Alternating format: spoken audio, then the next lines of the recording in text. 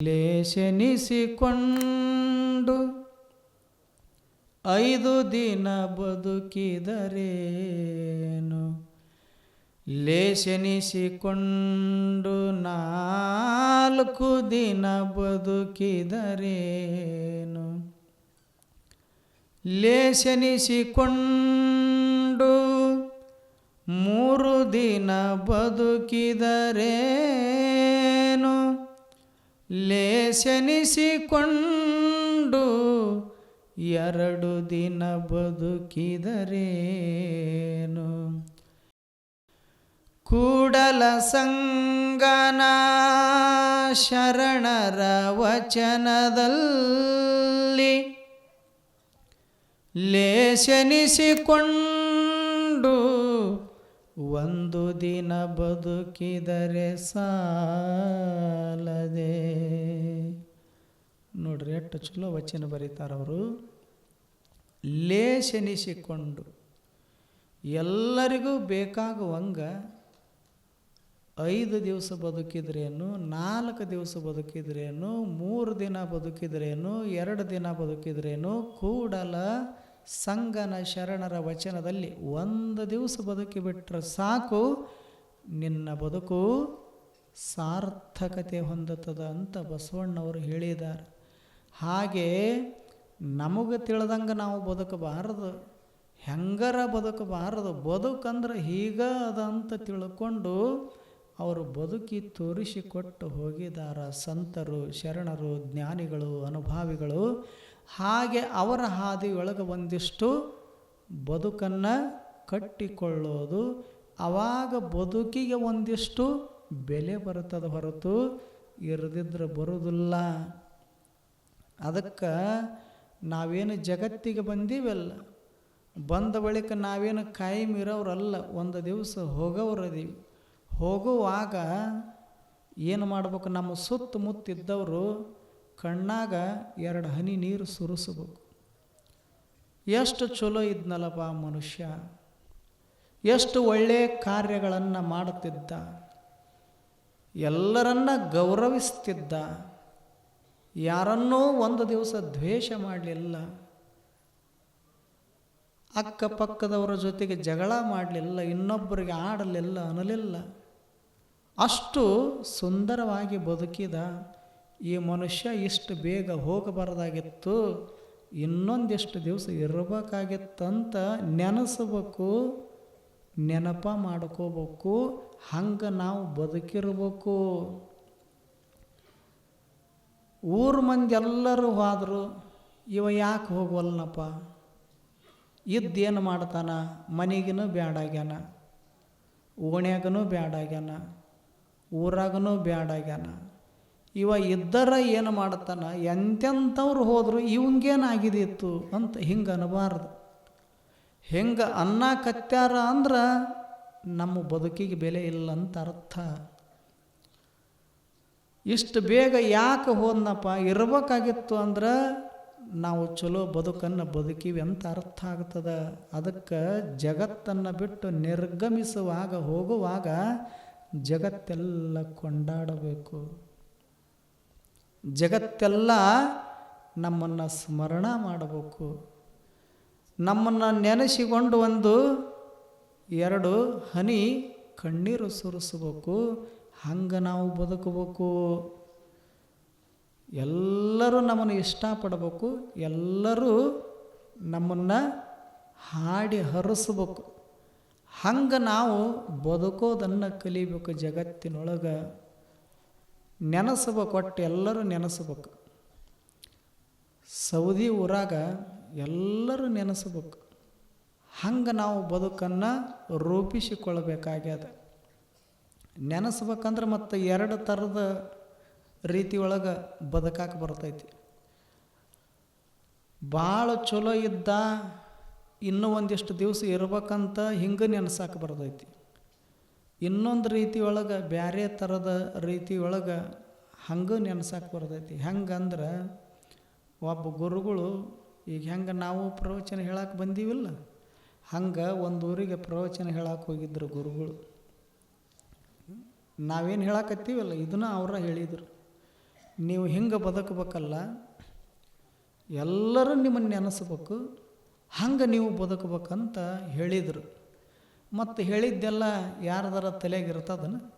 ಕೆಲವು ಮಂದಿ ತಲೆಯಾಗ ಇಟ್ಕೊಂಡ್ರೆ ಇರ್ತದ, ಬಿಟ್ಟರೆ ಹೊಕ್ಕದ.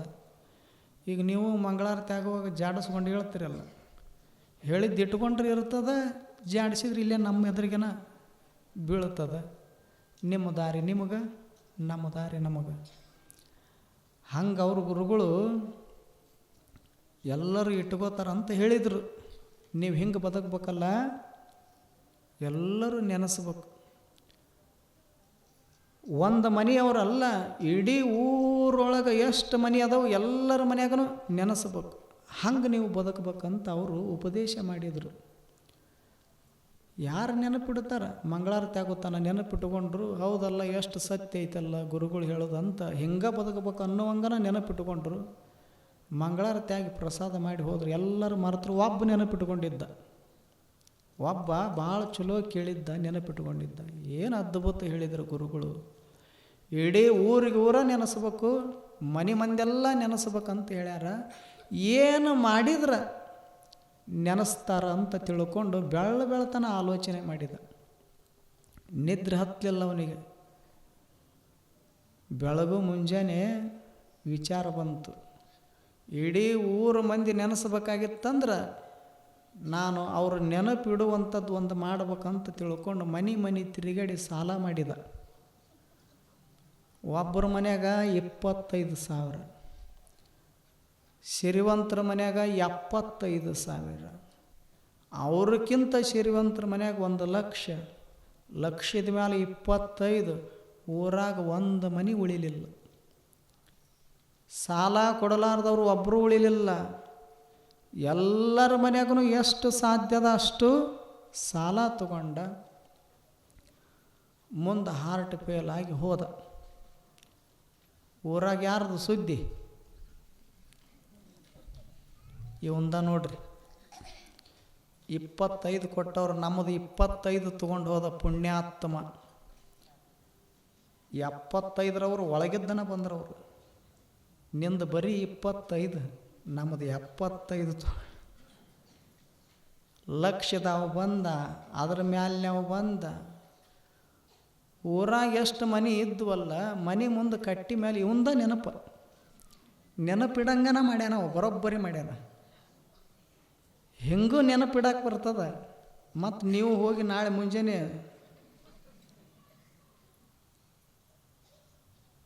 ಅದಕ್ಕೆ ನೆನಪಿಡೋ ಬದುಕು ಅನ್ನೋದಿಲ್ಲ. ಹೇಗೆ ಬದುಕಬೇಕಂದ್ರೆ ಯಾರ ಮನಸ್ಸಿಗೂ ನೋವು ಮಾಡಬಾರದು, ಇನ್ನೊಬ್ಬರಿಗೆ ಹತ್ತುವಂಗ ಮಾತುಗಳನ್ನು ಆಡಬಾರದು, ಕೆಟ್ಟದ್ದನ್ನು ನೋಡಬಾರದು, ಕೇಳಬಾರದು, ಕೆಟ್ಟ ಕಾರ್ಯಗಳನ್ನು ಮಾಡಬಾರದು. ಎದೆಯೊಳಗೆ ಒಂದಿಷ್ಟು ಪರಮ ಪ್ರೇಮವನ್ನು, ಮನಸ್ಸಿನೊಳಗೆ ಒಂದಿಷ್ಟು ಬಸವಣ್ಣನವರ ಸ್ಮರಣೆಯನ್ನು ಇಟ್ಟುಕೊಂಡು ಬದುಕಿ ಬಿಟ್ಟರೆ ಸಾಕು, ಇಡೀ ಊರಿಗೂರ ನೆನಪಿಡುತ್ತದೆ. ಇದಕ್ಕೆ ಬದುಕು ಅಂತ ಕರೀತಾರೆ. ಅದಕ್ಕೆ ಒಬ್ಬ ಕವಿ ಹೇಳುತ್ತಾನ, ಬದುಕಬೇಕು ಬದುಕಬೇಕು, ಅದಕ್ಕೂ ಇದಕ್ಕೂ ಯಾವುದಕ್ಕಾಗಿ ಬದುಕಬೇಕು. ಪ್ರಶ್ನೆನೂ ಕವಿನ ಮಾಡ್ಯಾನ, ಉತ್ತರನೂ ಕವಿನ ಹೇಳ್ತಾನ. ಬದುಕಬೇಕು ಬದುಕಬೇಕು ಬದುಕಬೇಕು, ಅದಕ್ಕೂ ಇದಕ್ಕೂ ಯಾವುದಕ್ಕಾಗಿ ಬದುಕಬೇಕು. ಮುಂದೆ ಹೇಳ್ತಾನ, ಸತ್ಯಕ್ಕಾಗಿ ಬದುಕು, ಅಸತ್ಯ ಅಳಿದಿರಬೇಕು. ಉತ್ತಮರೊಳು ಬದುಕು, ಎಲ್ಲರೊಳಗೆ ಮುತ್ತಾಗಿ ಬದುಕು. ಪ್ರೇಮದಿಂದಲೇ ಬದುಕು, ಧರ್ಮದಿಂದಲೇ ಬದುಕು. ಹಮ್ಮ ನಳಿದು ಬದುಕು, ಕಾಮರಹಿತನಾಗಿ ಬದುಕು. ಬದುಕಬೇಕು ಬದುಕಬೇಕು ಬದುಕಬೇಕು, ಯಾವುದಕ್ಕಾಗಿ ಬದುಕಬೇಕು? ಪರಮ ಸತ್ಯಕ್ಕಾಗಿ, ಧರ್ಮಕ್ಕಾಗಿ. ಆ ಬಳಿಕ ಹಮ್ಮ ನಳಿದು ಹೀಗೆ ನಾವು ಬದುಕಬೇಕು. ಅಷ್ಟೇ ಅಲ್ಲ, ಸಂತರಂತೆ ಬದುಕು, ಶರಣರಂತೆ ಬದುಕು ಅಂತ ಮುಂದೊಂದು ಚಲೋ ಮಾತು ಹೇಳ್ತಾನೆ. ನಿನಗೆ ತಿಳಿದಂಗೆ ನೀ ಬದುಕಬೇಡ, ಸಂತರಂತೆ ಶರಣರಂತೆ ಬದುಕೋದನ್ನು ಕಲಿ ಅಂತ ಒಬ್ಬ ಕವಿನೂ ಸಹಿತ ಇದನ್ನು ಹೇಳ್ತಾನೆ. ಅದಕ್ಕೆ 100 ವರ್ಷದ ಬದುಕು ಏನಾಗಬೇಕು? ಸಾರ್ಥಕತೆ ಆಗಬೇಕು. ಆದ್ದರಿಂದ ಇಂಥ ಅಪರೂಪದ ಬದುಕನ್ನು ಮನುಷ್ಯ ಹಾಳು ಮಾಡಿಕೊಳ್ಳಬಾರದು. ನಮ್ಮ ಬದುಕು ಭಗವಂತನಿಗೆ ಅರ್ಪಿತ ಆಗಬೇಕು. ಈಗ ನಾವು ದೇವರಿಗೆ ನೈವೇದ್ಯ ಅಂತ ಮಾಡ್ತೀವಿಲ್ಲ, ನೈವೇದ್ಯ ಎಷ್ಟು ಅದನ್ನು ರಕ್ಷಣೆ ಮಾಡ್ತೀವಿ. ಅದು ಹುಡುಗ ಅಳತಿರ್ತದೆ, ಹಸಿವಾಗೈತೆ ಅಂತದ, ಆದರೂ ತಾಯಿ ಕೊಡೋದಿಲ್ಲ. ಯಾಕೆ? ಇದು ದೇವರಿಗೆ ಮಾಡಿದ್ದು ನೈವೇದ್ಯ. ನೀವು ಮಾಡಿರ್ತಾರಲ್ಲ, ಈಗ ಮಠಕ್ಕೆ ಅಂತ ಬೇರೆ ತೆಗೆದಿಟ್ಟಿರೋದಿಲ್ಲ ನೈವೇದ್ಯ, ಅಪ್ಪುಗಳಿಗೆ ಇದು ಪ್ರಸಾದ ಅಂತ ತಿಳ್ಕೊಂಡು ಅದನ್ನೇನಾರ ಕೆಡಿಸ್ತೀರೇನು? ಕೆಡಿಸೋದಿಲ್ಲ. ಒಂದು ಜೀವಾಣು ಬಂದ್ರೂ ಸಹಿತ ಅದ್ರ ಮ್ಯಾಲೆ ಕೂಡುಗೊಡಲಾರ್ದಂಗೆ ಅದರ ಮ್ಯಾಲೆ ಮುಚ್ಚಿ ರಕ್ಷಣೆ ಮಾಡಿ ಭಕ್ತಿ ಭಾವದಿಂದ ಹೆಂಗೆ ತೊಗೊಂಡು ಬಂದು ಕೊಡ್ತೀರಲ್ಲ, ಇದು ಬದುಕಂದ್ರೆ ಇದು ಪ್ರಸಾದ ಇದ್ದಂಗೆ. ಇದನ್ನು ಕೆಡಿಸಬಾರದು. ಅದನ್ನು ಹೆಂಗೆ ನಾವು ಕೆಡಿಸೋದಿಲ್ಲಲ್ಲ, ಯಾವುದೂ ಕೆಟ್ಟದ್ದು ಬಂದು ಮುಟ್ಟಾಕ ಬಿಡೋದಿಲ್ಲಲ್ಲ. ಅದು ಹೆಂಗೆ ಮಾಡಿರ್ತೀವಿ ಶುಚಿರ್ಭೂತರಾಗಿ ಹಂಗೆ ಅದನ್ನು ಮಡಿ ಉಡಿಯಿಂದ ಮುಟ್ಟಿಸ್ಬೇಕು. ಆವಾಗ ನಾವು ಮಾಡಿದ್ದಕ್ಕೂ ಸಾರ್ಥಕತೆ ಆಗ್ತದೆ ಅನ್ನುವಂಥ ಭಾವ ಅದರೊಳಗೆ ಆ ಪ್ರಸಾದಕ್ಕೆ ಹೆಂಗಿರ್ತದಲ್ಲ, ಈ ಶರೀರ ಈ ದೇಹ ಇದು ಪ್ರಸಾದಕಾಯ ಹೇಳಿಲ್ಲೇನು ಬಸವಣ್ಣವ್ರು ಹೇಳ್ಯಾರ. ಇದು ಪ್ರಸಾದಕಾಯ, ಇದನ್ನು ಕೆಡಿಸಬೇಡ. ಭಗವಂತ ಹೆಂಗೆ ನಿನಗೆ ಕೊಟ್ಟ ಕಳಿಸ್ಯಾನ ಹಂಗೆ ನೀನು ಮುಟ್ಟಿಸು.